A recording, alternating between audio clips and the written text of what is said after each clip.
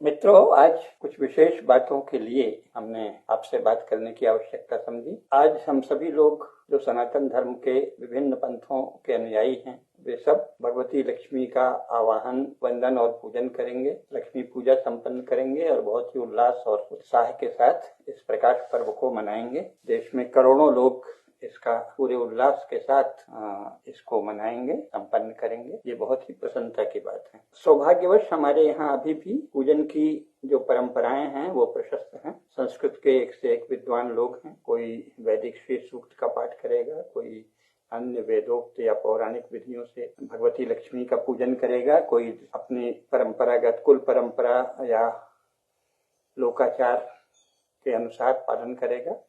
किसी भी तरह अलग अलग ढंग से सब लोग लक्ष्मी पूजा करेंगे, जो बड़ी प्रसन्नता की बात है, स्वाभाविक ही। तब ऐसी स्थिति में हमने आपको बात करने के लिए क्यों आमंत्रित किया, उसका कारण है। उसका कारण केवल यही ध्यान दिलाना है कि अपना जो देश है वो विराट है और इसकी राष्ट्र जीवन के प्रत्येक क्षेत्र में विराट क्रियाशीलताएं चल रही हैं।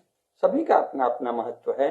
एक तो सामान्यतः सहज बुद्धि के स्तर पर हम सब लोग इसको जानते हैं, लेकिन प्रायः है जब बौद्धिक कोई चर्चा आती है, कोई बौद्धिक प्रसंग आता है, तो हम देखते हैं कि ये भूल जाता है और सब लोग समझते हैं कि कोई उनके पास उनके अपने जो कुल से, संप्रदाय से, आसपास के परिवेश से, किसी संगठन से वो जुड़े हैं, उसमें जो विचार व्यक्त किया जाता है बस वही सर्वोत्तम है और उसका ही पालन समस्त राष्ट्र को करना चाहिए। तो यद्यपि व्यवहार में ये संभव नहीं है और वो व्यावहारिक हमारे यहाँ सभी लोग बहुत व्यावहारिक हैं, तो ऐसी बात नहीं है कि कोई पगलाए हुए लोग नहीं हैं कि ऐसा चाहेंगे कि बस हमारा विचार चले। लेकिन बौद्धिक विमर्श के क्रम में प्रायः है इस तरह के आग्रह दिखते हैं कि साहब हम जिस पंथ को मानते हैं, जिस विचार को मानते हैं, जिस संगठन को मानते हैं, वो सारे देश को अपना लेना चाहिए। ये बीमारी कहाँ से आई है ये भी हम में से ज्यादातर लोग जानते ही हैं, लेकिन फिर भी उसकी चर्चा आवश्यक है। ये बीमारी तो वस्तुतः है जिनके द्वारा हम त्रस्त हैं, जो एक पंथवादी, एक देववादी समाज हैं, जिन्हें मनमानी करने वाले लोग इस्लाम और ईसाइयत कहते हैं। यद्यपि वे स्वयं इस्लाम के जो आधार बताते हैं जैसे कुरान शरीफ, और ईसाइयत का जो आधार बताते हैं बाइबिल, उसका पालन नहीं करते, जिससे सिद्ध होता है कि उनको कुरान और बाइबिल में भी कोई श्रद्धा नहीं है, क्योंकि उसके पूर्ण अनुशासन का पालन नहीं करते, बल्कि उन किताबों को आधार बनाकर वे कुछ भारत में तोड़फोड़ करना चाहते हैं, जो उनके पंथ का नहीं है, उनके विचार का नहीं है, उसके जीवन को अस्त व्यस्त करना चाहते हैं, नष्ट करना चाहते हैं, क्षोभ में डालना चाहते हैं। और इसके लिए कोई कुरान का आश्रय लेता है तो कोई बाइबिल का आश्रय लेता है। स्वयं पर वो कुरान को लागू नहीं करता, स्वयं पर वो बाइबिल को नहीं लागू करता। और इसी की परंपरा में जब ब्रिटिश शासन आया तो उसने कुछ अपने बहुत सारे विचारों को फैलाने की कोशिश की, लेकिन क्योंकि इंग्लैंड का अनुभव उनको ताजा ताजा था, तो महारानी विक्टोरिया ने पहले ही दिन घोषणा कर दी कि नहीं भाई, हम भारत में कोई प्रोटेस्टेंट चर्च का शासन नहीं लाएंगे, बल्कि यहाँ के लोग जिस धर्म को मान रहे हैं, किसी रिलीजन को, मजहब को मान रहे हैं, जिस उपासना पद्धति और पूजा पद्धति को, जिस विश्वास और आस्था को मान रहे हैं, उन सबको हम समान रूप से महत्व देंगे। ये उन्हें कहना पड़ा, अन्यथा वो भारत में उखाड़ फेंक दिया जाते पहले ही दिन। तो ये भारत की विशेषता है। लेकिन फिर उन्होंने जो शिक्षा का ढांचा बनाया, उसके प्रभाव से जो भी नए नए पंथ चले हैं, समाजवाद, राष्ट्रवाद, कम्युनिज्म आदि आदि, इन सब के जो मुख्य अनुयायी हैं, जो मर्म भाग है, उसमें ये बीमारी फैल गई है कि वो सोचता है कि उसके विचार सारे देश को मानना चाहिए, इसी में देश की भलाई है। तो पंथों में भी हो गया है। कोई आर्य समाज का अनुयायी है तो वो आर्य समाज में ऋषि दयानंद की सुंदर ज्ञानपूर्ण बातों को सीखे और उससे ये समझे कि ये प्रकाश का मार्ग है, यहाँ तक नहीं है। इसमें इससे अधिक उसकी श्रद्धा इसमें रहती है कि दूसरे सब वो सब चीजें छोड़ दें जिनकी निंदा स्वामी जी ने की।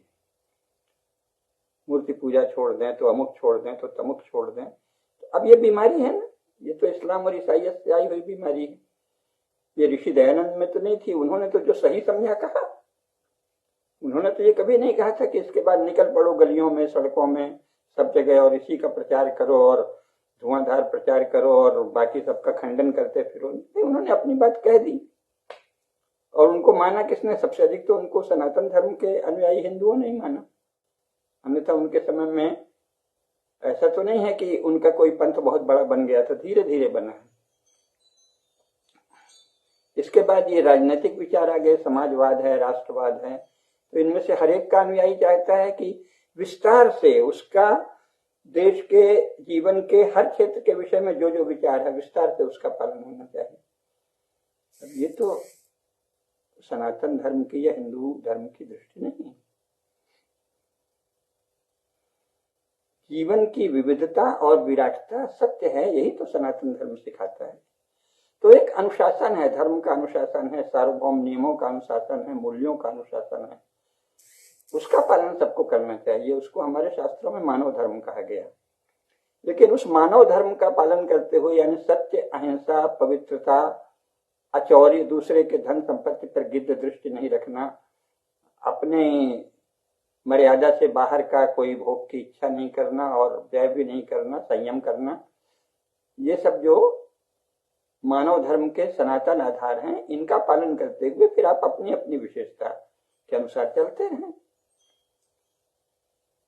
तो ये बात भी भूल गए। सब लोग सोचते हैं अच्छा आप राष्ट्रवादी हैं कि नहीं। अगर आप राष्ट्रवादी नहीं हैं तो आप गड़बड़ है। राष्ट्रवाद तुम तो कुछ जानते नहीं। राष्ट्रवाद तो भाई 19वीं शताब्दी ईस्वी में यूरोप के कुछ लोगों के दिमाग की खुजली है। राष्ट्रवाद के अनुसार तो यूरोप का भी कोई भी राष्ट्र वस्तुतः संगठित नहीं है। कोशिश की, वो एक अलग विषय है, उस पर जब हम राजनीतिक विषयों पे बात करेंगे तो चर्चा करेंगे।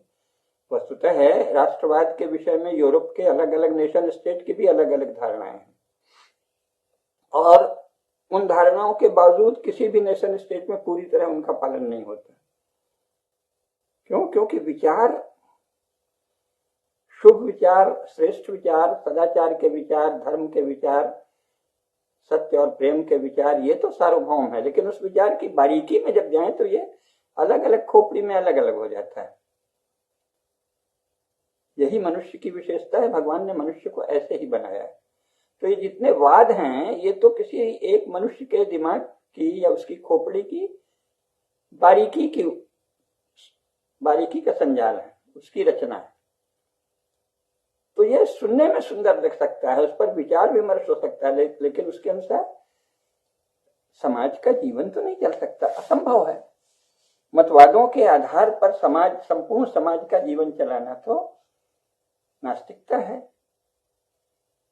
इस ईश्वर के द्वारा रचित या स्वयं ईश्वर के द्वारा व्यक्त रूप में प्रकट यह जो सृष्टि है, इसकी विविधता का निषेध, इसकी विराटता का निषेध, इसके विस्तार का निषेध, इसके वैविध्य का निषेध, ये तो नास्तिकता है।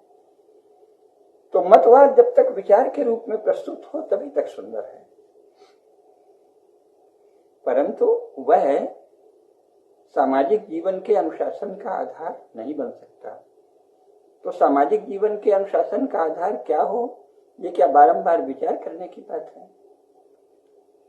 ये जो भारत की, अब आजकल सभ्यता शब्द चला गया है, पहले तो अपने यहाँ लोक या समाज ही कहते थे। भारत का ये लोक, भारत का ये राष्ट्र, भारत का ये समाज, ये जो टिका हुआ है हजारों साल से।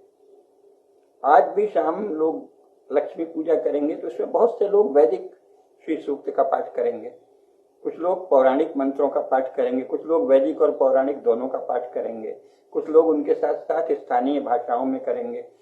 तो ये जो हजारों हजार साल पुरानी ध्वनियां हैं, मंत्र हैं, श्लोक हैं, ये गूंज रहे हैं इस समाज में। ऐसा तो संसार के और किसी समाज में नहीं। कोई क्रिश्चियन समाज 2000 वर्ष पहले के अपने यहाँ की गीतों, कविताओं आदि को रोज स्मरण नहीं करता जीवन में। मुश्किल से 400-500 साल पहले की चीजें याद करते हैं, पुराने किसी को याद ही नहीं है। कभी कभी कोई विद्वान होगा, वो उस पर लिख देता है या भाषण दे देता है। लेकिन दैनिक जीवन में किसी भी ईसाई समाज में 400 वर्ष से अधिक की प्राचीन कोई भी कविता, कोई भी गीत, कोई भी मंत्र, कोई भी श्लोक गाया नहीं जाता, पढ़ा नहीं जाता, बांटा नहीं जाता। मुसलमानों में यूं तो 1400 वर्ष पहले एक किताब रची गई, लेकिन उस किताब के अनुसार जीवन जीने वाले शायद संपूर्ण विश्व में 500,000 लोग होंगे तो होंगे, बाकी सब मनमानी करते हैं। अभी वो आज का विषय नहीं है, वो हमने अलग बताया है। लेकिन अगर उदाहरण देना हो तो आप दो मोटे शब्द देख लीजिए। नमाज तो कुरान में कहीं नहीं है, सलात है। इसका अर्थ है कि आप कोई पुराना शब्द नहीं बोल रहे हैं, आपको पुराना शब्द पसंद नहीं है, पुराना शब्द याद स्मरण नहीं है, पुराने शब्द का बोध नहीं है। इसी तरह रामदान शब्द था, तो उसको यहाँ रमजान क्यों कहते हैं? भाई जान, अब्बा जान, चाची जान, चाचा जान की तरह रमजान क्या शब्द है? तो रामदान शब्द है ना, तो बहुत ही प्राचीन था। ऐसी और भी बहुत सी बातें हैं। तो 1400 साल पहले की बात इस्लाम के अनुयायी जो कि क्यों नहीं गाते, जो कि क्यों नहीं अपनाते, ज्यादातर तो फारसी के असर से जो परिवर्तन आए हैं उसको चला रहे हैं। थोड़ा कुरान की बातें पढ़ने वाले लोग हैं, लेकिन वो भी कितने हैं? बहुत कम। और खास बात यह है कि कुरान के पाठकर्ता भी ज्यादातर भारतीय हैं, यानी पारसी। जो पुराना भारत था, पारसी क्षेत्र, उन्होंने ही पाठ की शैली अपनाई है। अरब में तो उसके पाठकर्ता आज भी नहीं है। कुरान के शुद्ध पाठकर्ता जो लोग कहे जाते हैं वो ज्यादातर पारसी हैं, यानी भारतीय हैं, क्योंकि भारत में ज्ञान की एक परंपरा थी। तो विषय क्या है? विषय इस्लाम ईसाइयत नहीं है। विषय ये है कि इतने प्राचीन स्वर, इतने प्राचीन मंत्र, इतने प्राचीन पूजा पाठ के विधि विधान, अत्यंत प्राचीन काल से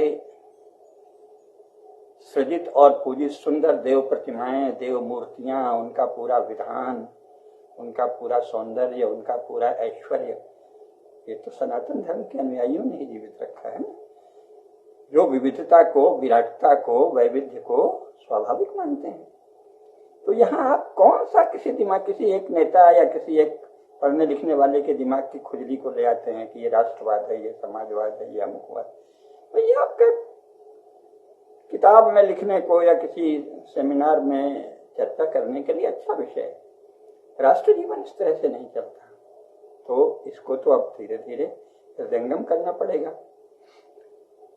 दूसरी बात यह है कि 2014 से जो जगदम्बा की कृपा से, दैवी शक्तियों की कृपा से हिंदू समाज पुनः स्वाभाविक दिशा में जाने की ओर मुड़ गया है, तो जैसा हिंदू समाज है उससे परिपक्व और धैर्यवान तो रहना ही है, उसका स्वभाव ही, तो हमें धैर्य रखना चाहिए। इस विषय में एक बात याद दिला दूं, डॉक्टर राम मनोहर लोहिया युवावस्था में मेरे राजनीतिक गुरु थे, तो वो बहुत कहते थे कि सवाल रफ्तार का नहीं, दिशा का है।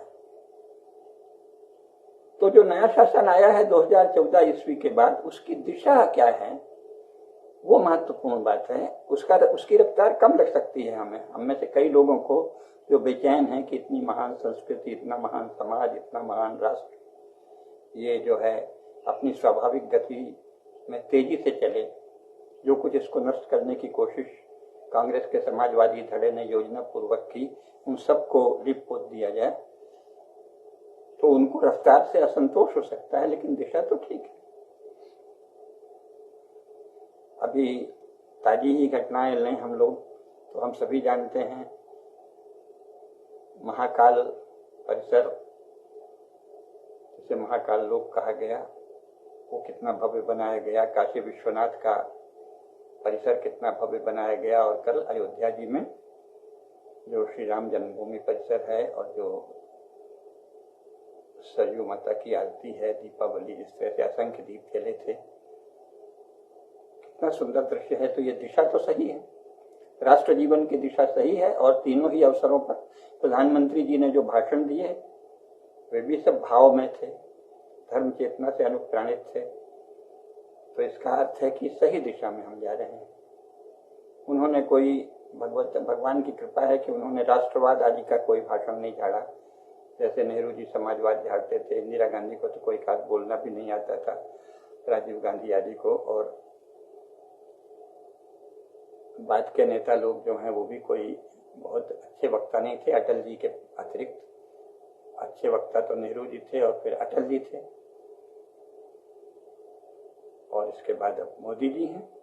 तो मोदी जी के भाषण में ऐसा कोई संकीर्ण राजनीतिक मतवाद सामने नहीं आया है, हम सभी जानते हैं। तो इसका अर्थ है कि दिशा सही है।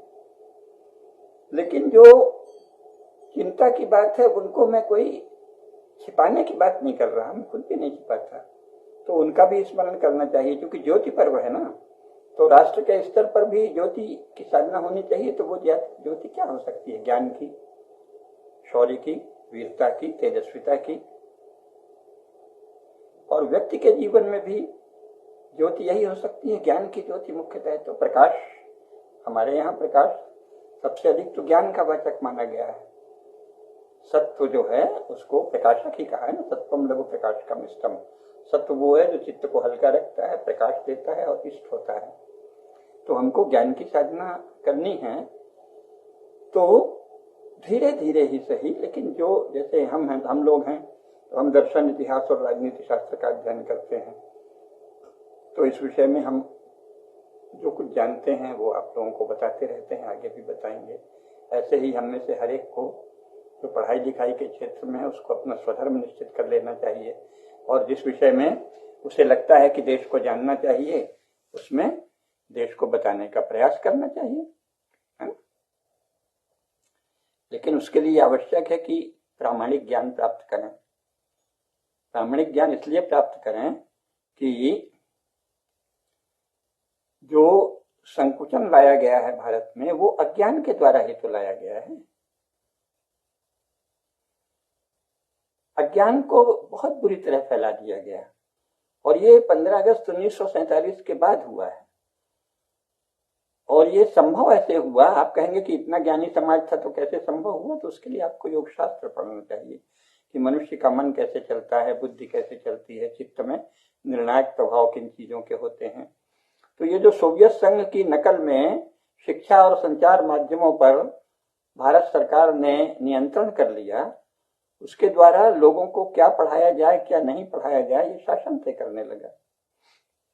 यद्यपि शासन उसमें सक्षम नहीं था, लेकिन तय करने लगा। तो जाहिर है कि वो अपनी कोई छोटी मोटी किसी नेता के दिमाग की खुजली से तय होगा या किसी अफसर की सलाह से तय होगा। लेकिन उसमें भी अगर उनकी नीयत अच्छी होती तो भारत की ज्ञान की बहुत सारी परंपराएं तो 15 अगस्त 1947 तक पूरे प्रकाश के साथ फैली हुई थी।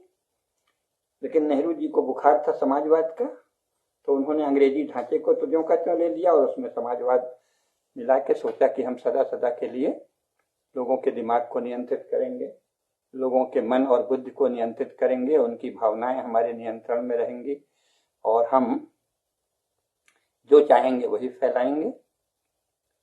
और जो उन्होंने चाहा वो दुर्भाग्यवश बहुत बुरा था। उन्होंने सोचा कि हिंदू धर्म को तो कोई पिछड़ी जहनियत, पिछड़ापन आदि बता दो और इस्लाम और ईसाइयत को खुली छूट दे दो।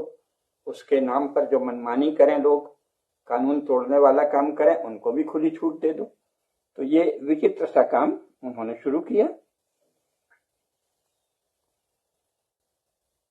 उसके कारण क्या हुआ? झूठ ही झूठ चारों तरफ जो फैल गया है, तो हमको उस झूठ को जानना चाहिए। क्योंकि उसके बाद जो विविध संगठन हैं वो भी उसी शिक्षा और संचार माध्यम से निकले, और हमारे आध्यात्मिक क्षेत्र में सक्रिय जो नए युवक युवतियां आ रहे हैं वो भी उसी से निकले। तो वो बहुत सी बातें वही दोहराते हैं जो नेहरू जी की कांग्रेस की सरकार ने देश में फैलाया। जैसे पहला झूठ था कि साहब दे दी हमें आजादी बिना खड्ग बिना ढाल। अब सबको पता है कि गांधी जी की तो कोई हैसियत ही नहीं बची थी। गांधी जी तो बहुत ही अवश हो गए थे और जवाहरलाल नेहरू ने अंग्रेजों से सौदा पटा लिया कि हमको ट्रांसफर ऑफ पावर कर जाओ। और अंग्रेजों ने गांधी जी के पुराने मित्र थे तो उन पे दबाव डाला कि भाई तुम कांग्रेस कार्यकारिणी से इनका नाम प्रस्तावित कर दो। और फिर उन्होंने बहुत सारी संधियां की। ट्रांसफर ऑफ पावर का दस्तावेज हर मैजेस्टी प्रेस से प्रकाशित हो गया है लंदन से कई खंडों में। बहुत बड़े बड़े खंड हैं, उसमें हजारों पेज हैं, उसमें वो सब बातें लिखी हुई हैं, आप लोगों ने देखा ही होगा। हमारे पास भी बहुत से खंड हैं।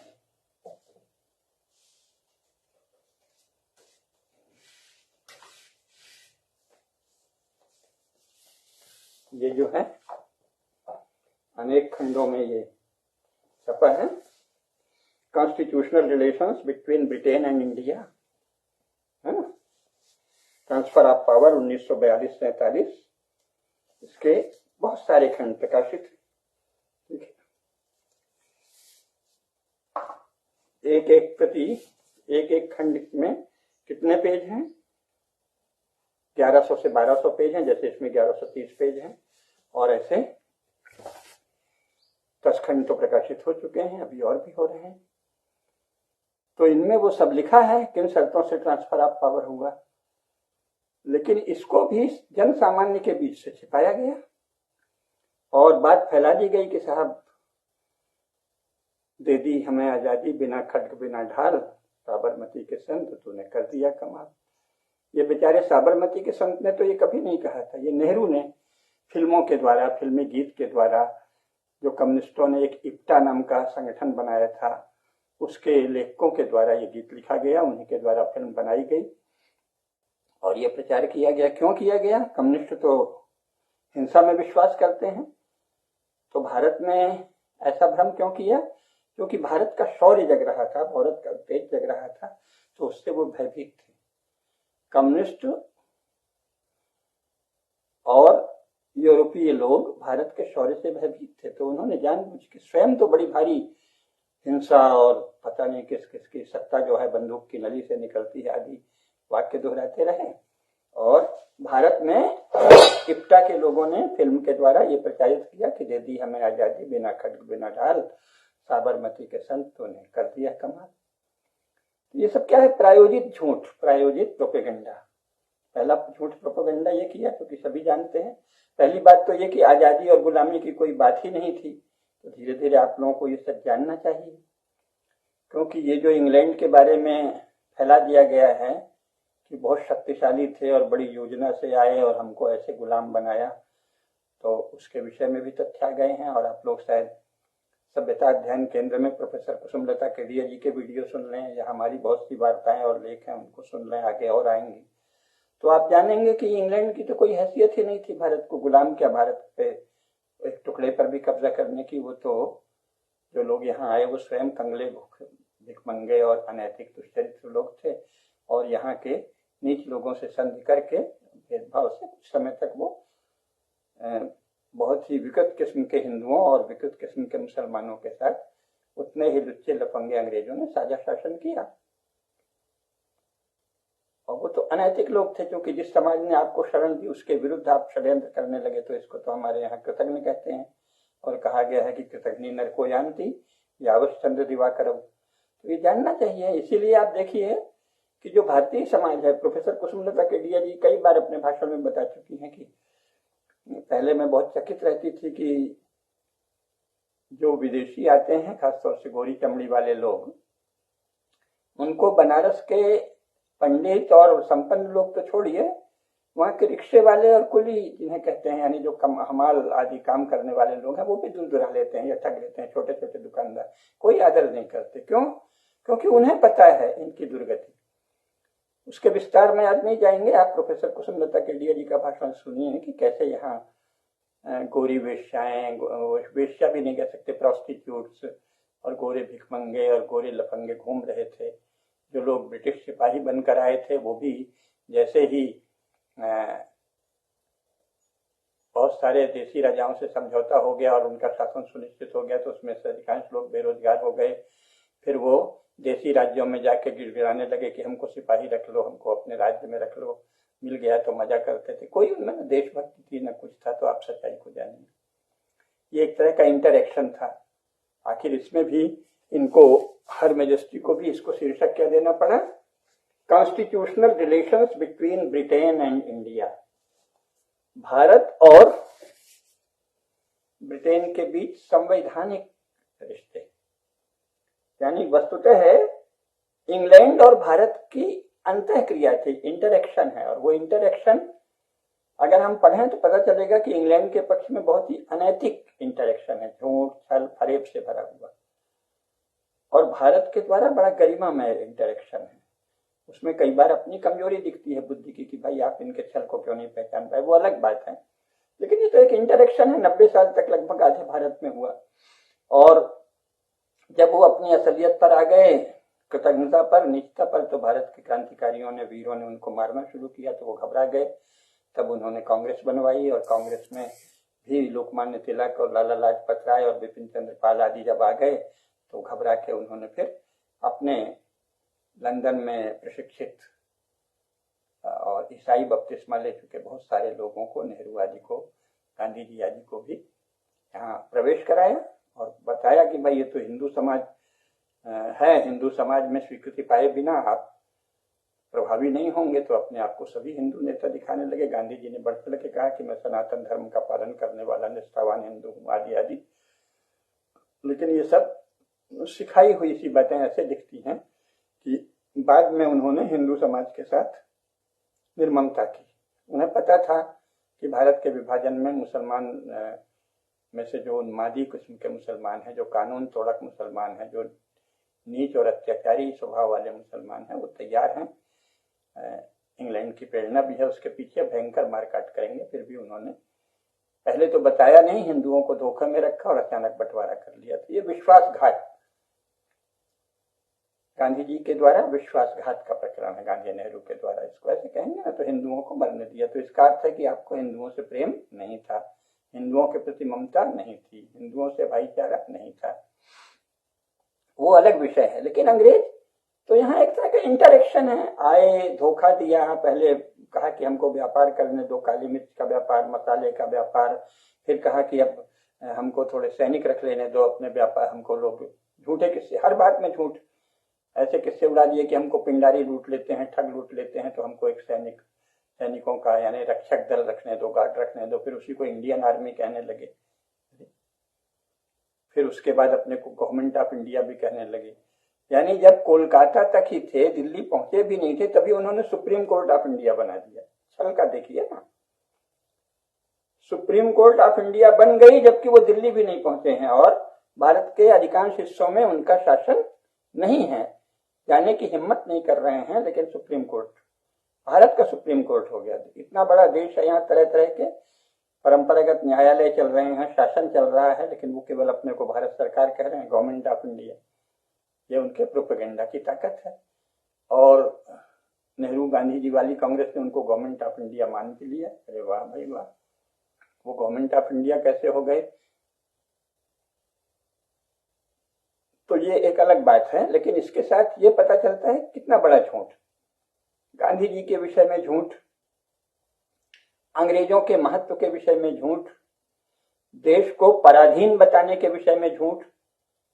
तब आप कहेंगे, हमने ये बात एक भाषण में कही तो एक आदमी ने कहा कि फिर मोदी जी भी कहते हैं कि आजादी का अमृत महोत्सव, तो क्या आप उन्हें भी गलत कहेंगे? नहीं, ये आजादी का अमृत महोत्सव सही है अपनी जगह। कैसे है? मेरा घर है और यहाँ अचानक कुछ लोग आते हैं मिलने जुलने और फिर अचानक मुझे बंधक बना लेते हैं छल से और 2-4 दिन यहाँ कब्जा किए रहते हैं, फिर मैं युक्ति से बुद्धि से उन्हें मार के भगाता हूँ, तो वो आजादी है। उस अर्थ में ठीक है कि इन्होंने छल पूर्वक हमको जकड़ने की कोशिश की थी, हमने युक्ति पूर्वक उनको भगा दिया, तो आजादी उस ठीक ही है आजादी। क्योंकि कृतघ्नों ने, ठगों ने, डकैतों ने, राहगीरों ने, उचक्कों ने, इंग्लैंड के जो लोग यहाँ शासन करने आए उनको इसी की संज्ञा दी जा सकती है, इससे अधिक सम्मान के पात्र वो नहीं है। स्वयं इंग्लैंड में जो पुस्तकें लिखी गई हैं उसमें myth of Raj, myth of British Raj, ये बराबर कहा जा रहा है ना कि ब्रिटिश राज का मिथ है, क्योंकि वस्तुतः उनका कोई ऐसा शासन नहीं था। जगह जगह थिगली जैसे शासन थे, बीच में बड़े बड़े हिंदू राज्य थे, एक क्षेत्र से दूसरे क्षेत्र में जाने के लिए उन्हें हिंदू राज्य से होकर ही निकलना पड़ता था, इसीलिए उनको हिंदू राजाओं से संधि करनी पड़ती थी। और प्रोपेगेंडा कर दिया कि उनके राज्य में सूरज नहीं डूबता, और यहाँ मूर्ख लोग हैं जो न पढ़े न लिखे। हाँ साहब, तो छली फरेबी अनैतिक और लुच्चे किस्म के अंग्रेजों का इतना महिमा मंडन की वो तो हमको गुलाम बना दिए। आजादी इस अर्थ में ठीक है कि ठग और डकैत और बदमाश और लफंगे और लुच्चे आए और उन्होंने हमको छल से जकड़ सा लिया था, तो उस जकड़न से आजादी ठीक है, आजादी का अमृत महोत्सव। लेकिन ये हम दास थे, वो अगर मोदी जी भी कह दें कि हम 200 साल गुलाम थे तो वो उतनी ही बड़ी मूर्खता और झूठ है। कहा है कि गुलाम थे। इसको इसी प्रकार मुस्लिम शासन के विषय में झूठ है।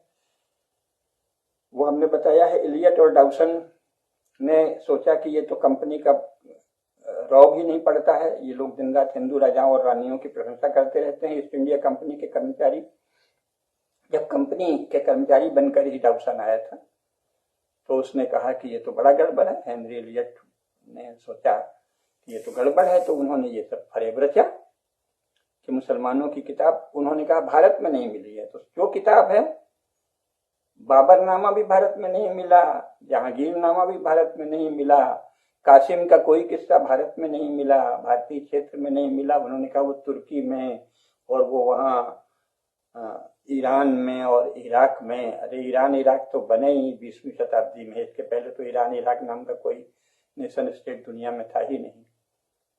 तो उन्होंने कहा वहां एक प्रति मिली है।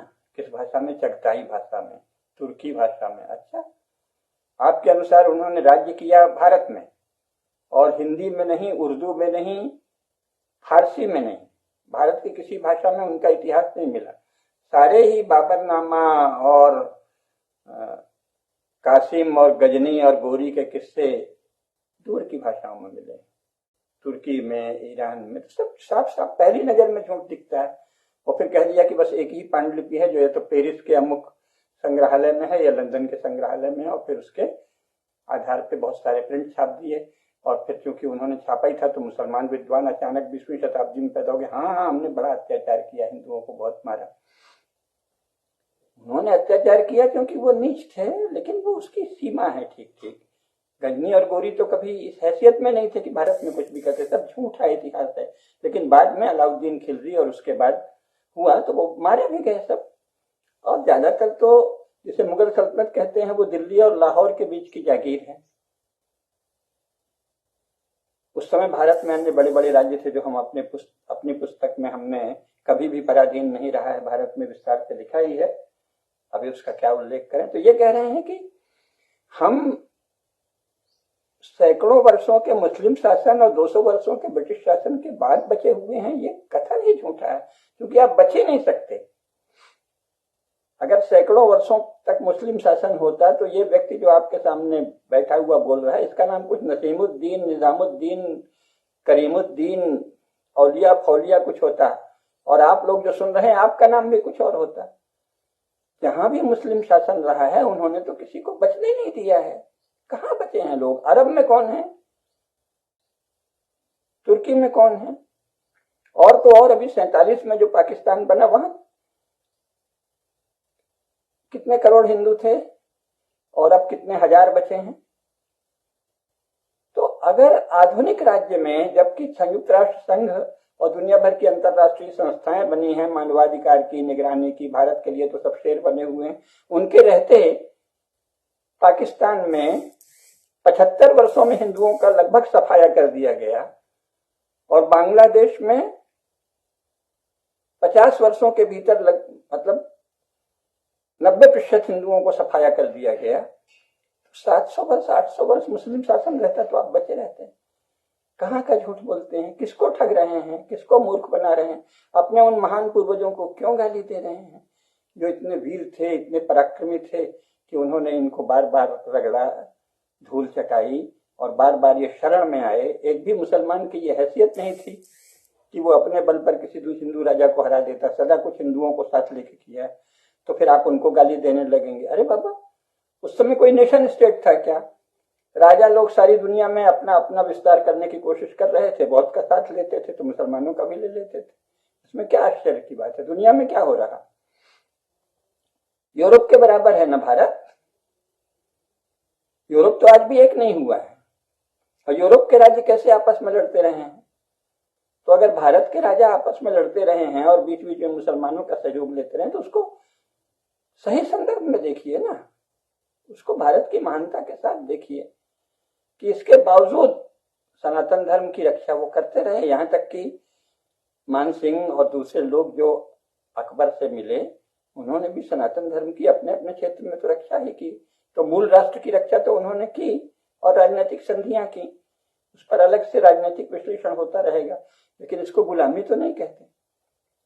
जिस दिन मुस्लिमों की गुलामी जिस क्षेत्र में होगी, वहां हिंदू पूजा पद्धति, हिंदू धर्म, हिंदू आचार विचार बचेगा ही नहीं। उदाहरण है पाकिस्तान और दूसरा उदाहरण है बांग्लादेश, जहां सब खत्म हो रहा है। आंख के सामने देखकर भी कौन सी किताब के मूर्खों की लिखी गप आप पढ़ते हो कि इतनी पागलपन की भरी बातें हैं, इतना कल्पना कि हजारों साल की गुलामी। अरे तुम आदमी हो या घचक्कर हो जी? जिनकी गुलामी की बात करते हो वो किसी को बचने देते हैं क्या? हजारों साल तक मुस्लिम शासन होता तो यहाँ एक भी हिंदू बचता, और 200 साल अंग्रेजों का शासन होता तो यहाँ कोई एक भी गैर ईसाई बचता?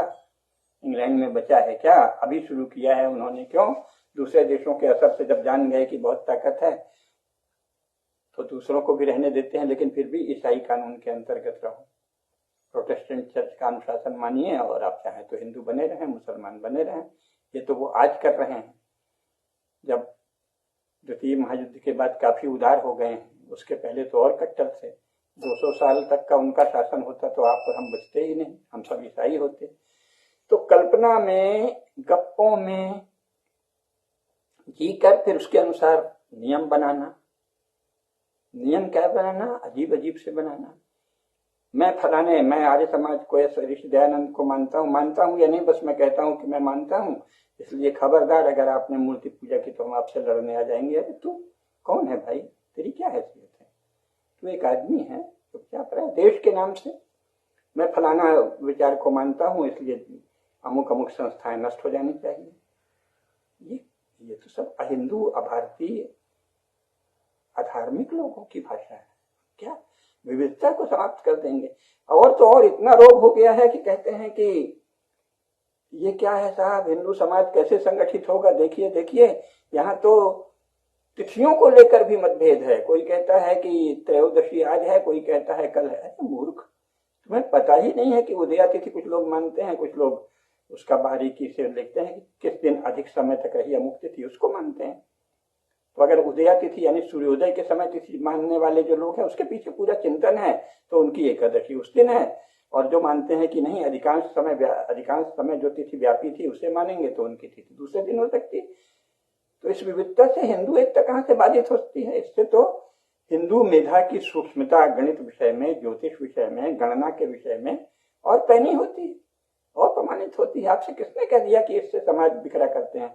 आप किस संगठन की बात कर रहे हैं? तिथियां एक हो जाएं, अमुक चीज एक हो जाए, तो कल को तुम कहोगे कि मनुष्य ही एक हो जाए। हर मनुष्य आजकल जो चला है, तो हर मनुष्य को इतना जानना चाहिए, उसकी मात्रा तय कर दें। वो तो संभव नहीं है ना। आप केवल पागल कहलाएंगे और मारे जाएंगे आप खुद, समाज नहीं मरेगा। आप कह दें कि नहीं साहब, हर एक को लता मंगेशकर का गाना जरूर सुनना चाहिए और अमुक अमुक फिल्म जरूर देखनी चाहिए, और हर आदमी को थोड़ा गाना आना चाहिए, थोड़ा बजाना आना चाहिए, क्योंकि मोदी जी भी बैंड बजाते हैं, और हर आदमी को अमुक अमुक किताब पढ़ना चाहिए, और उसके सिवाय कुछ समय नष्ट नहीं करना चाहिए, देश के लिए वो करना चाहिए जो प्रधानमंत्री बताएं, तो आपको तो पागल कहा जाएगा ना। तो ये कौन सी हिंदू एकता की आप बात कर रहे हैं कि साहब तिथियों में जो भेद होता है, जो सूक्ष्म गणनाओं के, मान्यताओं के, भावना से जुड़े हुए, देव स्वरूप के बोध से जुड़े हुए जो विस्तार हैं पूजा पद्धति के, उनको आप समाप्त करना चाहते हैं? आप हिंदू समाज की एकता चाहते हैं या हिंदू समाज का नाश चाहते हैं? आप चाहते हैं कि सब लोग केवल हिंदू हिंदू की बात करें, जाति भूल जाएं। क्यों भूल जाएं जाति? और जाति भूल जाएं तो 100 करोड़ हिंदू हैं, तो 100 करोड़ हिंदू क्या कहलाएंगे? हिंदू। तो मैं कौन हूं? हिंदू। ठीक है, आप कौन है? आप भी हिंदू हैं। तो अभी भी हैं, लेकिन साथ में कोई और, जैसे कहते हैं सब यूनिट्स, छोटी इकाई है कि नहीं? और अगर नहीं है, कर्मों की कोई इकाई नहीं है, गुणों की इकाई नहीं है, जन्म की कोई पहचान नहीं है, तो फिर हाउसेस, और संसार में सब जगह हाउसेस की पहचान है, घरानों की, खानदान की पहचान है। यूरोप में भी तो फैमिली और हाउसेस हैं। अगर आप जाति को तोड़ देंगे आपके अनुसार तो फैमिली बचेगी, फैमिली तो और ज्यादा हो जाएगी ना। 100 करोड़ लोगों में 20 करोड़ फैमिली, तो जातियां होंगी 5 लाख, तो फैमिली हो जाएंगी 50 करोड़। और फैमिली का भेद, अगर भेद ही देख, आप ये मानते हैं कि भिन्नता भेद का और टकराव का कारण है। भेद तो ठीक है, भिन्नता होते ही टकराव होगा, इसलिए एक रूपता होनी चाहिए। तो फिर फैमिली आ जाएगी, वो फलानी फैमिली है, वो मोदी फैमिली है, वो मिश्रा फैमिली है, वो चौबे फैमिली है। फिर उसमें और बारीकी में जाएगी, चौबे में भी फलाने चौबे की फैमिली है, मिश्रा जी में ये रामेश्वर मिश्रा जी की फैमिली है, वो फलाने कपिल मिश्रा जी की फैमिली, कुछ भी होता जाएगा। यूनिट के बिना, इकाइयों के बिना संसार का कोई समाज है क्या?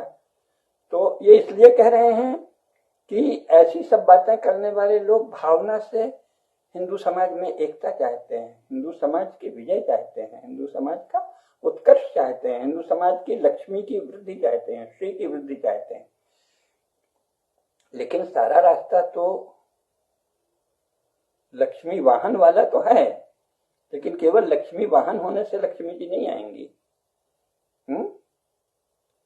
यदि आप में उलूक बुद्धि आ गई तो आपको दिन में नहीं दिखाई देगा, फिर आपको रात में ही दिखाई देगा, अंधकार में जहां ज्यादा भेद नहीं हो। दिन में प्रकाश में तो बारीकी के भेद दिखते हैं।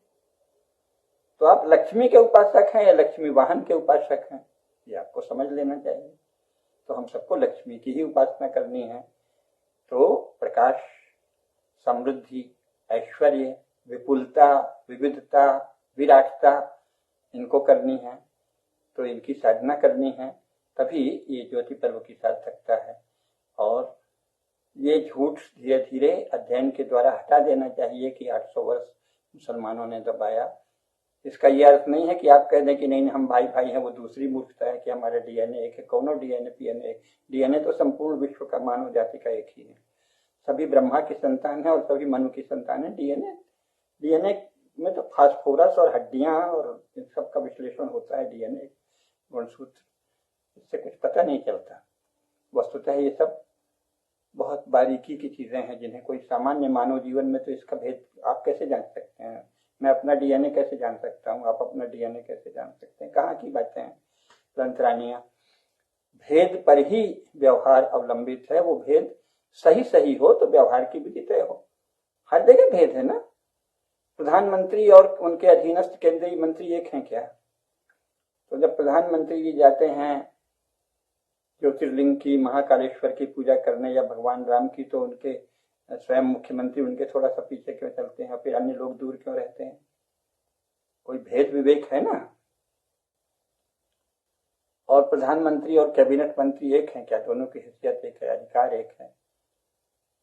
फिर मंत्री और सचिव की हैसियत एक है, फिर सचिव और उप सचिव की, फिर उप सचिव और विभागीय बाबू की, और फिर उप सचिव और चपरासी की, और मुख्य सचिव और चपरासी की हैसियत एक है क्या? आप कौन सी, कहाँ की बातें कर रहे हैं?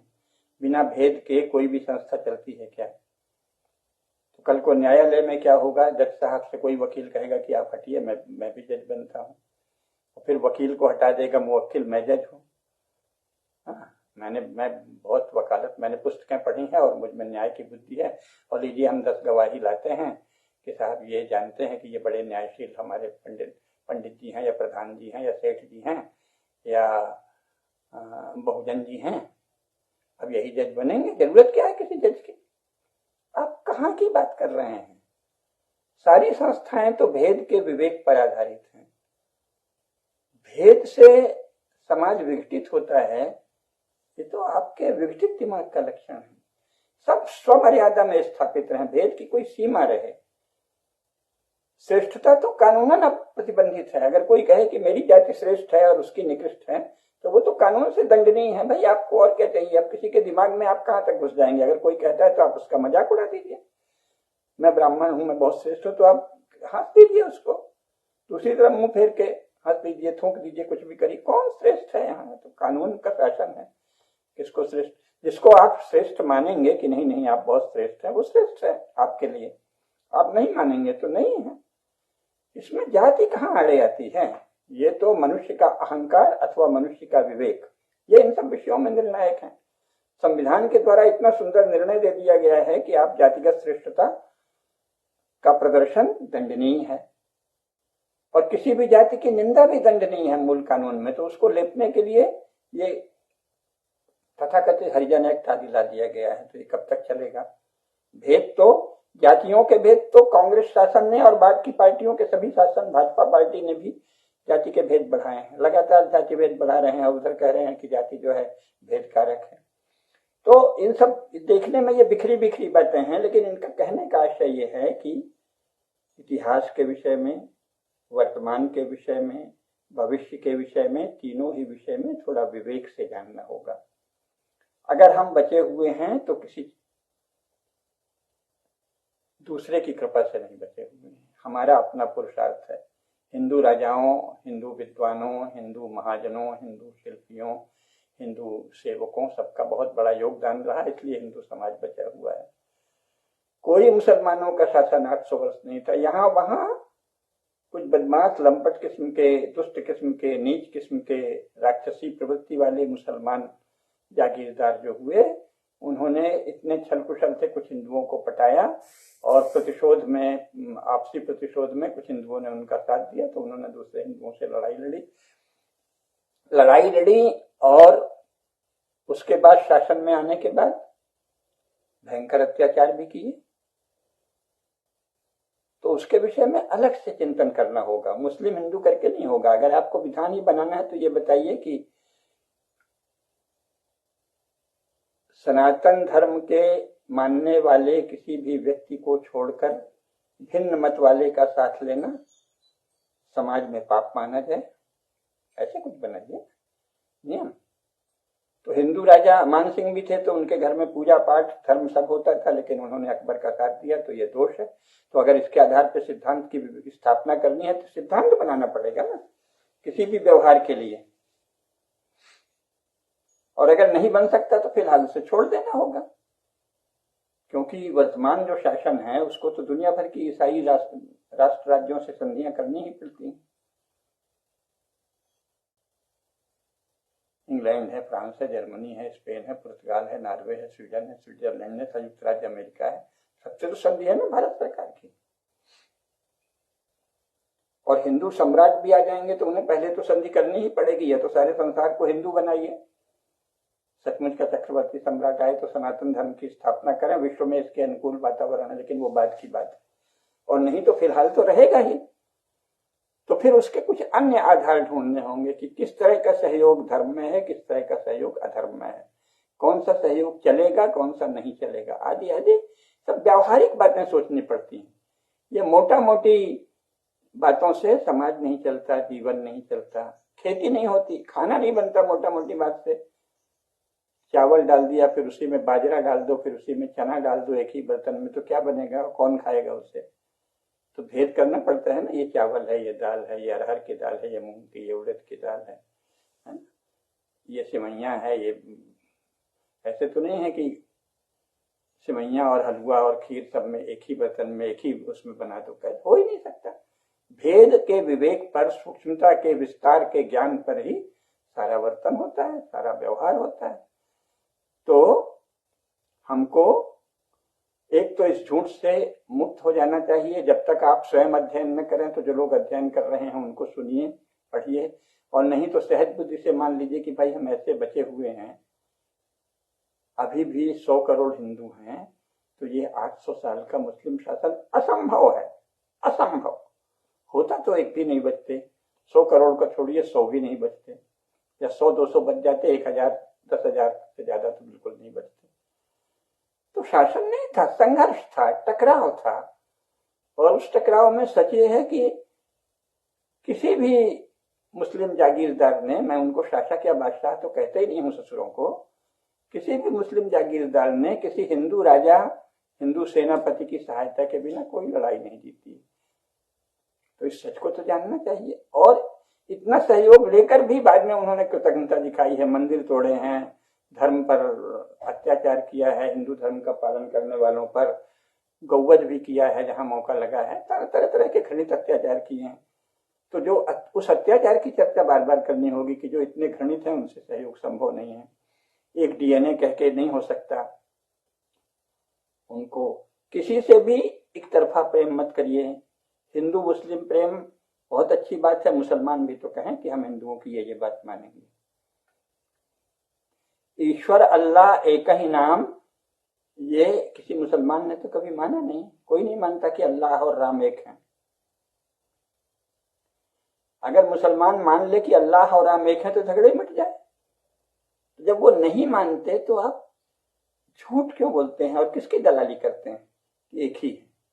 वो मान लें कि हिंदू धर्म और इस्लाम मजहब दोनों बराबर हैं, झगड़ा ही मिट जाएगा। वो तो नहीं मानते, वो तो कहते हैं नहीं आप झूठे हैं, हमारा मजहब सच्चा है, हम आपको बदल डालेंगे, मार डालेंगे या बदल डालेंगे। तो इस पे खुल के बात करनी होगी, भाई तुम कैसे कह रहे हो और इसका बताओ कि तुम इसका क्या करते। अगर हम कहें कि हम तुमको मार डालेंगे या बदल डालेंगे तो तुम क्या करते हो, फिर हम वो क्यों नहीं करते। बोलना तो खरा खरा सच बोलना तो शुरू करिए। अगर ईसाई भारत में आकर कहता है कि तुम्हारे देवता फॉल्स गॉड्स हैं, तो हम उसकी हत्या क्यों नहीं करें, उसको जिंदा क्यों नहीं जलाएं। इसमें बहस में क्या समस्या है। आप थोड़ा शांत और सौम्य ढंग से बहस करिए। नेताओं को बुला के बहस कीजिए कि साहब बताइए, अगर कोई ग्राहम स्टेन्स आके कहता है कि तुम्हारे देवता झूठे हैं और तुम अंधविश्वास में फंसे हो और हम तुमको जीसस का सच्चा प्रकाश दिलाएंगे, और उसके लिए झगड़ा करता है चुपके से रात को, और भी बहुत से अत्याचार किए थे उस कमीने ने, तो हम उसको जिंदा क्यों नहीं जलाएं। शांति से भी पूछना सीखिए। बहस तो सब शांति से होती है, तो अपने पक्ष को तेजस्विता से रखना सीखें। और दूसरी बात, सबकी अपनी मर्यादा है, इसका ध्यान रखें। आपको आपका संगठन, आपका पंथ, आपके गुरु जी, आपके आचार्य जी बहुत अच्छे लगते हैं, स्वागत है, हम उसका सम्मान करेंगे। आप हमारे आचार्य का सम्मान करिए, आप हमारी आस्थाओं का सम्मान करिए। आप मूर्ति पूजा कभी मत करिए, हम आपका आदर करेंगे। आप मूर्ति पूजा पर एक शब्द नहीं बोल सकते, नहीं तो हम आपको मारेंगे, आपको तोड़ देंगे, आपके टुकड़े टुकड़े कर डालेंगे अगर आपने मूर्ति के टुकड़े किए। अगर आप मूर्ति के टुकड़े नहीं करते, मूर्ति की निंदा करते हैं, तो हम आपके टुकड़े नहीं करेंगे, आपकी निंदा करेंगे। अगर आप कहते हो मूर्ति पूजा निंदनीय है, तो हम कहते हैं जो मूर्ति पूजा की निंदा करता है वो वध के योग्य है। मुंह से आप बोल रहे हैं, मुंह से हम भी बोल रहे हैं, है? ये सब कहना पड़ेगा, है? और एक ये जो परिदृश्य है, एक तो ये मुसलमानों की 800 साल की गुलामी जैसी बकवास, फिर अंग्रेजों की 200 साल की गुलामी। अरे वो अधिकृत रूप से कह रहे हैं कि आज 1 नवंबर 1858 को विक्टोरिया कह रही है कि आज से मेरा भतीजा ब्रिटिश भारतीय क्षेत्र का पहला वाइसराय होगा। तो उसके पहले वो जो गवर्नर जनरल था, वो उसमें governor general of east India company साफ साफ घोषित था। ईस्ट इंडिया कंपनी का महाप्रबंधक, उसको आपने भारत का गवर्नर जनरल कह दिया। उन्होंने तो कहा वो तो सारे गपोड़बाज लपोचड़ झूठे हैं, आपने भी कह दिया, तो आप भी वही हैं। आप क्या है, या आपको भारत की निंदा का कोई रोग लगा है, खुजली होती है। कंपनी का एक मामूली कोई आया लोफर किस्म का आदमी, हत्यारा, गुंडा, डकैत, छिनैत, और उसने अपने को कंपनी का गवर्नर जनरल कह दिया। असल में वो ठगों का चीफ था। अब तो इस पे पुस्तकें बहुत आ गई हैं, आपके लिए जी को सुन लीजिए, सभ्यता अध्ययन केंद्र में उनके वीडियो आ रहे हैं। मैं इसलिए नहीं लिख रहा हूँ फेसबुक में अभी कि बोलते हैं उन्होंने खूब पढ़ा है। यूरोप पर मैंने भी बहुत पढ़ा था, लेकिन उनकी अंतर्दृष्टि गजब की है, तो पहले उनकी बात आ जाए, फिर मैं उसे लिखित रूप भी दूंगा, पुस्तकें भी दूंगा, पुस्तकाकार में भी दूंगा, उनको सुनिए। तो ईस्ट इंडिया कंपनी का गवर्नर जनरल को भारत का गवर्नर जनरल मत कहिए। क्लाइव ससुरा ईस्ट इंडिया कंपनी का था, और एक मामूली सा आवारा बेरोजगार छोकरा था जो थोड़ा तलवार चलाना, बंदूक चलाना सीखा और यहाँ आ गया, और फिर यहाँ के नीच लोगों का साथ किया, थोड़ा सफल हो गया, दगाबाजी आदि किया। उसको आप गवर्नर जनरल तो मत कहिए, लॉर्ड तो मत कहिए। आपका लॉर्ड है क्या? तो पहले अपने को ठीक कीजिए देशभक्ति के नाम पर। जिसके मुंह में लॉर्ड क्लाइव शब्द आया वो कहे का देशभक्त है, वो तो धिक्कार के योग्य, तुच्छ हिंदू है, निंदनीय है, खंडित, तिरस्कार के योग्य है, कहे का लॉर्ड। वहां के बेरोजगार लोफर यहाँ आके लूटपाट किए, आप लॉर्ड क्लाइव, लॉर्ड हेस्टिंग्स। अरे पहले तो आप अपनी जबान को, अपनी वाणी को, अपने बोली को, अपने विचार को ठीक कीजिए। ईस्ट इंडिया कंपनी के लोफर, आवारा, अनैतिक, लुच्चे, लफंगों को लॉर्ड कहना, तो आप तो सत्य से कोसों दूर हैं, आपको कुछ पता ही नहीं है क्या बोल रहे हैं। भारत को 800 साल मुसलमानों का गुलाम कहना है, आप तो भारतद्रोही हैं। आप तो हमारे महान पूर्वजों की निंदा करते हैं। हमारे चक्रवर्ती सम्राट महाराणा प्रताप और छत्रपति शिवाजी महाराज के आप निंदक हैं, आप दंडनीय हैं। मुसलमानों और अंग्रेजों का महिमा मंडन मत कीजिए। उन्होंने नीचता की, अत्याचार किया, कृतज्ञता की, असभ्यता की, बर्बरता की, अशिष्टता की। उनमें सामान्य मानवता नहीं है, मानव धर्म का पालन नहीं करना जानते, ये सब कहिए। हमने उनकी मदद की, हमने उनकी सहायता की, हमने उनको स्पेस दिया, अवकाश दिया, और उन्होंने उसके बदले में ये किया। सीधे उनकी बात, उनके आचरण बताइए ना, जिससे कि उनको ग्लानि हो, उनको निंदा हो, उनको भय हो, उनको तिरस्कार का अनुभव हो।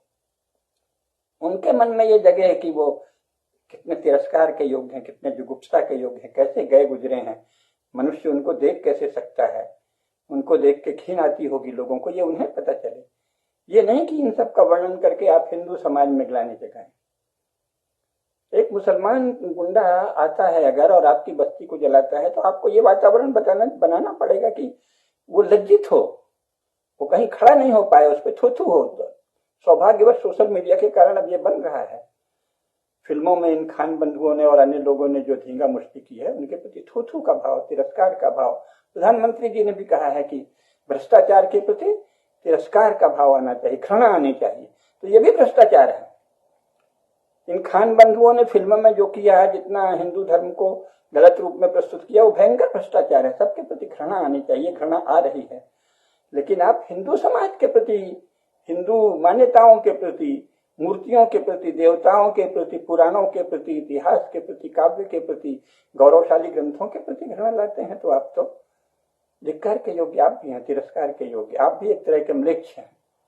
आप में म्लेच्छ की बुद्धि आ गई है, अंधकार से आप ग्रस्त हो गए हैं। ज्योति पर्व की साधना में आप ज्योति की साधना कीजिए। मेरी जो पृष्ठभूमि है, उसमें मैं संस्कृत का अध्ययन मैंने बहुत किया है, व्याकरण का भी और साहित्य का भी। हालांकि संस्कृत साहित्य विराट है, विशाल है, बड़े से बड़े विद्वान इसमें हैं, जिनके तो मैं चरणों की धूल का एक कण भी नहीं हूँ।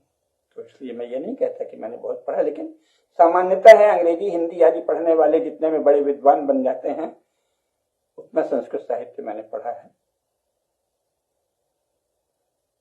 700-800 पुस्तकें पढ़ी हैं, शास्त्रों को बार बार पढ़ा है, रामायण, महाभारत, उपनिषद, वैदिक संहिताएं गुरुमुख से नहीं सुनी है, इसलिए मैं उनका अपने को अधिकारी नहीं मानता। दूर से बैठ के सुनी है, स्वयं उनके पाठ नहीं किए हैं वैदिक मंत्रों के, इसलिए उस विषय में मैं अपने को अनधिकारी मानता हूँ। लेकिन अन्य सब गुरुमुख से सुने भी हैं, उपनिषद आदि, गीता आदि, ब्रह्मसूत्र उपनिषद और गीता को गुरुमुख से भी सुना है, और इनका स्वयं बार बार स्वाध्याय किया है। और इसके बाद संस्कृत साहित्य की कई 100 पुस्तकें भी पढ़ी हैं। तो इसलिए अभी जो हिंदी, अंग्रेजी आदि में जितने में लोग विद्वान कहे जाते हैं, उतना तो पढ़ लिया है। और अगर संस्कृत की परंपरा में देखें तो कुछ भी नहीं है, एक कण भी नहीं है, तो विराट विशाल साहित्य है। तो लेकिन इतना तो पढ़ा है कि हम चाहें तो पंडिताई झाड़ दें। अभी बहुत गीता पूरी याद है, उपनिषद बहुत से याद हैं, मंत्र याद हैं, पूजा पद्धति के सारे ही मंत्र याद हैं। आखिर पूजा पाठी ब्राह्मण परिवार से हैं, कर्मकांड के मंत्र याद हैं। तो वो, और आज सुंदर ज्योति पर ऊपर बढ़िया संस्कृत के श्लोक और मंत्र आदि पर व्याख्यान दे सकते थे, बड़े सुंदर। मुझे खुद को सुंदर लगते हैं मंत्र, कोई अन्य बोलता है तो भी सुंदर लगते हैं, उनके अर्थ बहुत सुंदर हैं। उनकी चर्चा आज के दिन लोग करेंगे तो अच्छा ही लगेगा। बहुत सुंदर लगता है जब हम लक्ष्मी जी की साधना करते हैं, श्री सूक्त का पाठ करते हैं, लक्ष्मी मैया की आरती करते हैं, मैं स्वयं उसमें भाव विभोर हो जाता हूँ। लेकिन वो मुझे लगा कि ये मेरा स्वधर्म है कि मैं इन विषयों में बताऊं।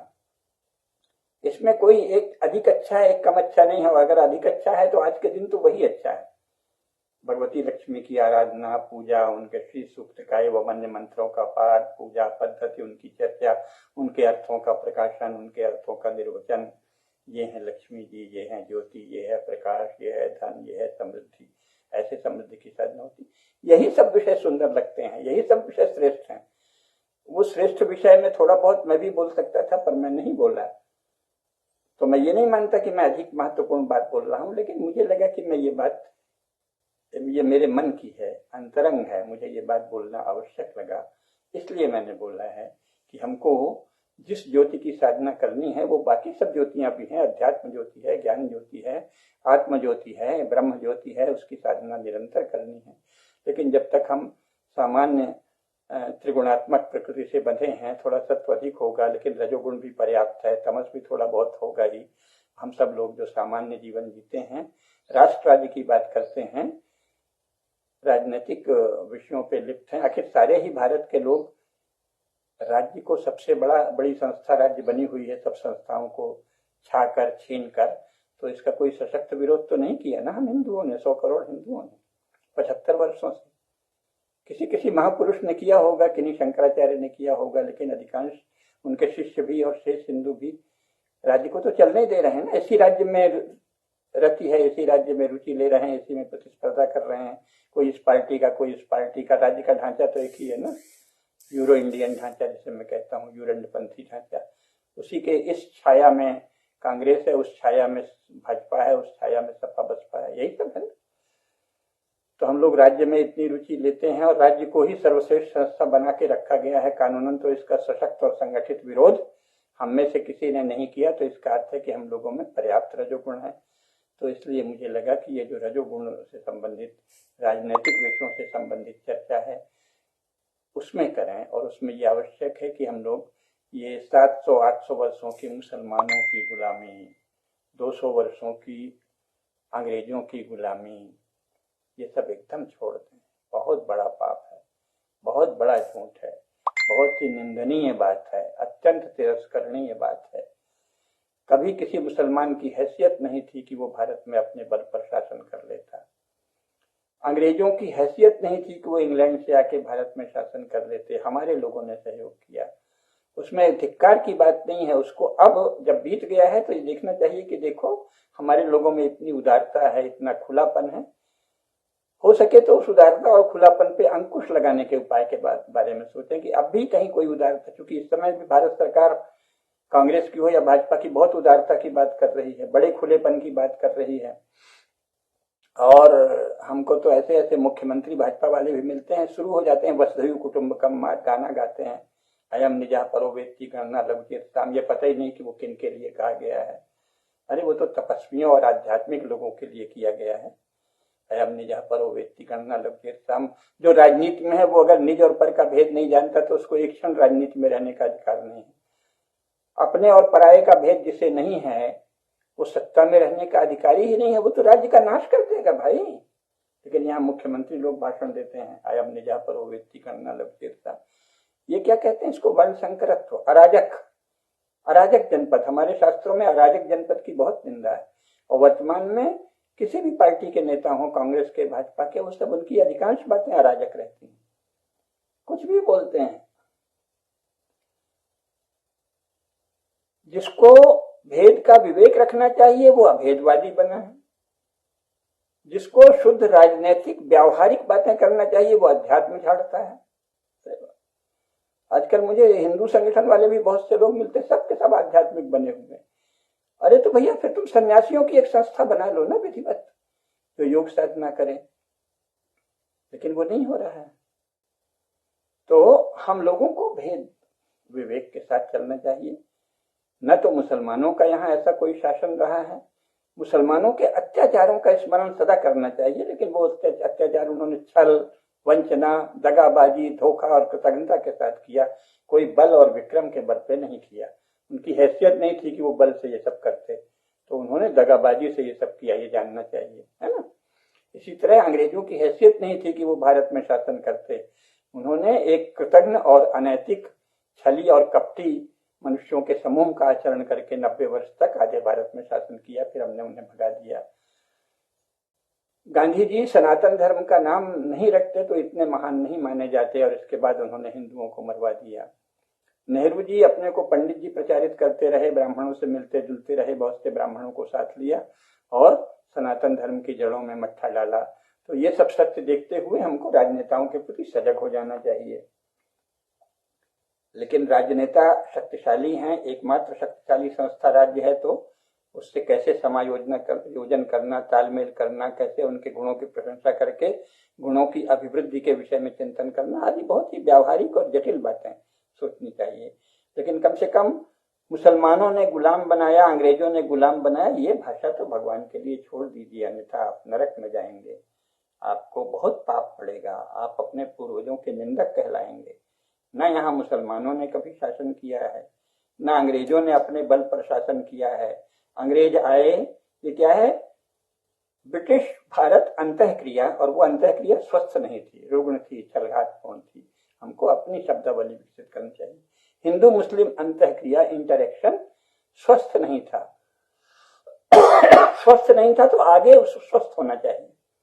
तो हमारा डीएनए एक है, इतना कहने से वो स्वस्थ नहीं होगा, हम फिर वही अस्वस्थ व्यवहार कर रहे हैं।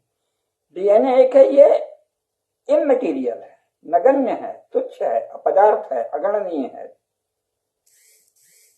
वो हमारे राम को अल्लाह मानते हैं या नहीं, नहीं मानते तो वो अपनी मर्यादा में रहने को तैयार है या हमारे जीवन में हस्तक्षेप करेंगे, ये सब प्रश्न काम की बात है। क्या किसी मुस्लिम को किसी हिंदू समाज के बारे में टिप्पणी करने का अधिकार है? और अगर है तो फिर हमें इस्लाम के बारे में टिप्पणी का अधिकार है या नहीं, ये सब विषय की बात है। क्या किसी ईसाई को हिंदुओं के फाल्स गॉड, हिंदुओं के देवताओं को फाल्स गॉड कहने का अधिकार है? अगर है तो हमें उसके ईसा मसीह को नकली, परिकल्पित, झूठ, और जैसा स्वयं इंग्लैंड में छपा है कि वो होमोसेक्सुअल था, वो परिवार विरोधी था, वो लंगड़ा था, वो मनोरोगी था, फिर हम भी वो सब कहें? तो भारत में तो सब प्रतिबंधित है। यूरोप में पुस्तकें छपी हैं, Jesus the bastard, Jesus the homosexual, ये सब पुस्तकें छपी हैं अंग्रेजी में, जर्मन में, फ्रेंच में, कि जीसस लंगड़ा था, जीसस होमोसेक्सुअल था, जीसस परिवार विरोधी था, जीसस झूठा था, जीसस भगोड़ा था, जीसस दोगला था, सब तो छपे हैं, हमको भी कहने दीजिए। और अगर आप चाहते हैं कि भारत में न कहें और मोहम्मद साहब के बारे में न कहें, जिससे आप बाजार में निकल पड़ते हैं, सड़क में निकल पड़ते हैं, तो आप हिंदू धर्म के विषय में कुछ कहने के अधिकारी नहीं। तो ये सब बातें, ये काम की बात है। डीएनए एक है तो हम क्या करें उस डीएनए का? डीएनए में तो फास्फोरस और हड्डी होती है, उसको क्या करें? सबकी हड्डी और फास्फोरस बना दें हिंदुओं और मुसलमानों का, और दोनों को मिला दें, क्या चाहते हैं? डीएनए में आप पढ़ लीजिए, विज्ञान की किसी भी पुस्तक में पढ़ लीजिए, डीएनए क्या है, कार्बन, फास्फोरस, और क्या मिलेगा? इसके भिन्न नहीं ना, ये इसमें इतना फास्फोरस है, इसमें इतना कार्बन है, इसको ऐसे डीएनए, उससे क्या पता चलेगा? इतनी सूक्ष्म चीज प्रयोगशाला में उसकी जांच होती है, तो हमारे सब लोग जेब में कोई प्रयोगशाला रख के चलते हैं क्या? और उसका करेंगे क्या? डीएनए एक होता है। हमारे यहाँ तो पहले ही कह दिया कि सब ब्रह्मा की संतान है, सब मनु की संतान है, सब एक है। इससे जीवन नहीं चलता। जीवन तो इससे चलेगा कि हमारी और आपकी मर्यादा क्या होगी व्यवहार की, तुम हमसे कैसा करोगे और उसके बदले में हमसे क्या चाहते हो। और इसके लिए ये आवश्यक है कि झूठ बोलना बंद कर दें कि 800 साल मुसलमानों ने राज किया और मुसलमान बड़े बहादुर थे। अरे भाई, काहे के बहादुर थे? अब उस विषय में हम नहीं जाते। और अंग्रेज बड़े होशियार थे और बड़े संगठित थे, इससे बड़ा झूठ अंग्रेजों से ज्यादा आपस में लड़ती झगड़ती कलहरत विकृतियों से ग्रस्त तो कोई जाते ही नहीं है। कितने झगड़े उनके लगातार हो रहे थे प्रारंभ से अंत तक।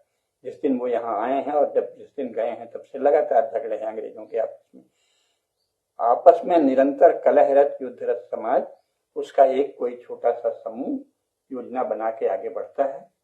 अगर आपको अनुकरण करना है तो उसको करिए, और अगर आपको संसार की पूरी गति की समीक्षा करनी है तो अपने शास्त्रों को पढ़िए। लेकिन ये झूठ रचकर कभी अंग्रेजों की दलाली, कभी मुसलमानों की दलाली बंद कर दीजिए। भारत न तो कभी मुसलमानों के अधीन रहा है, न कभी अंग्रेजों के अधीन रहा है। ब्रिटिश भारत इंटरेक्शन कितना स्वस्थ था, कितना रुग्ण था, ये समीक्षा कीजिए। हिंदू मुस्लिम संबंध कितने स्वस्थ थे, कितने रुग्ण थे, और भविष्य में स्वस्थ कैसे हों, इसकी चर्चा शुरू कीजिए, गंभीर चर्चा। और अपने पंथ को सारे देश के लिए अनिवार्य मत बनाइए। आपका जो भी वाद हो, राष्ट्रवाद हो या कौनवाद हो, निर्गुणवाद है कि सगुणवाद है, आप मूर्ति पूजक हैं कि मूर्ति पूजा से उपरत विरक्त हैं, ये आपका अपने छोटे से समूह का निर्णय है। भारतवर्ष जो चलेगा वो सनातन नियमों से चलेगा।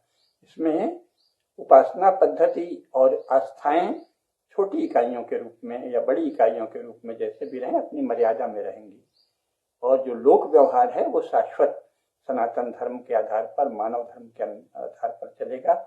यही इस ज्योति पर्व की साधना का मर्म है। इतना ही कहना था। नमस्कार। तमसो मा ज्योतिर्गमय। ओम।